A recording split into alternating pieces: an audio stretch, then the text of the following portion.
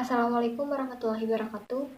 Perkenalkan, nama saya Winda Rawati dari semester 3B. Di sini saya akan beribu pertemuan 8 dengan mata kuliah hukum pidana lanjutan yang didoseni oleh Profesor Dr. Haji Hainindar Aini SHMH bersama asisten dosen Dr. Emrendi Aridayan di SHMH.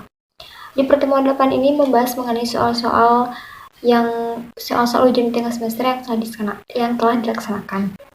Yang pertama, jelaskan teori-teori mengenai ajaran perbuatan.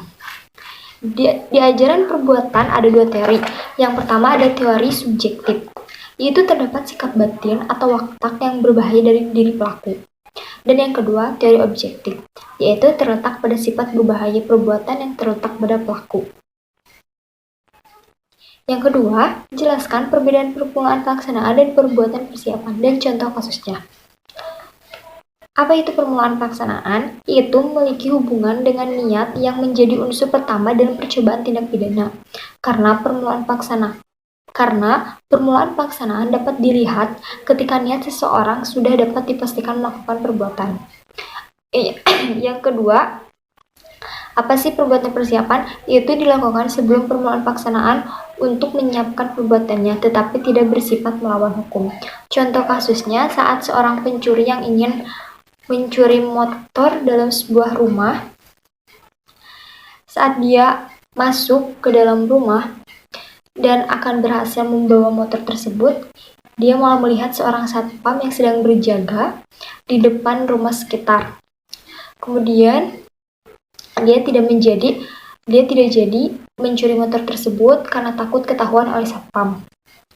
Dan dia kabur. Itu contoh kasusnya. Dalam hal tersebut masih dalam permulaan pelaksanaan. Yang ketiga, perbedaan bentuk kedua dan bentuk keempat penyertaan.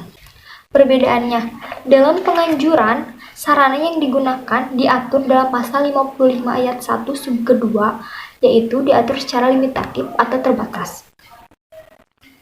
Dan dalam menyuruh melakukan atau don't play her, 1.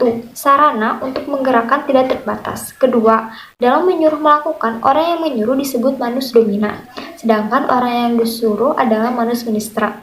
Yang ketiga, manus ministra tidak dapat dipertanggungjawabkan secara hukum.